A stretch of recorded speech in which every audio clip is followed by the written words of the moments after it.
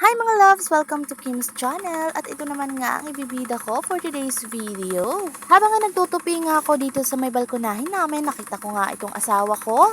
Kaya nga itinigil ko nga muna yung pagtutupi ko at pinuntahan nga siya. Sabi ko nga ibibidyohan ko nga siya at nang makita naman ng buong mundo kung gaano siya kasipag. Kung titingnan mo nga ay parang ang dali nga lang. Pero Diyos ko day, sa video nga lang talaga ata mabilis yan. Pero nako, sa totoong buhay napakabagal niyan. Kahit nga ako tumitingin lang, ako'y nahihirapan. Ito nga sa video ay parang ang bilis nga lang niya gumalaw. Ang sa totoo lang, in-speed ko lang yan. Sa totoong buhay nga, ganito nga talaga gumalaw yung makinang yan. Napakabagal. Napakabagal nga niyang gumalaw. Tapos na naghahawak ay hirap na. Bilib na bilib nga ako dito sa asawa ko ay kahit naman hindi kalakayan ng katawan ay binigyan naman ng kalakasan. Sa mga nag-aakala nga dyang madali nga lang ang buhay ng magsasaka, itry nyo po para masubukan nyo. Kahit nga ganito ang trabaho nila ay nakaka-proud naman. Kung hindi nga sila magsisipag ay walang kakainin kayo. Nasasabi ko nga iyon dahil nga kung hindi sila magtatanim ay wala kayong bibiling bigas. Kaya nga imbis na ikahiya natin sila ipagmalaki natin. Kasi nga grabe nga talaga yung hirap na pinagdadaanan nila.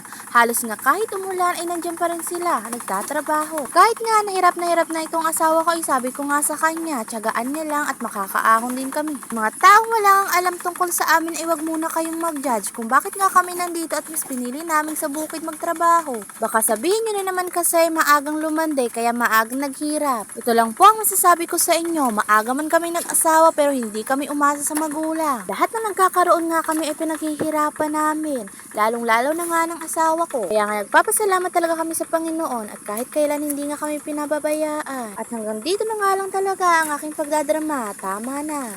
Maraming salamat pala sa mga nanonood ng aking mga video at hinatsagaan ang pagbubunga nga ko. Kaya hanggang dito na lang, salamat sa panonood!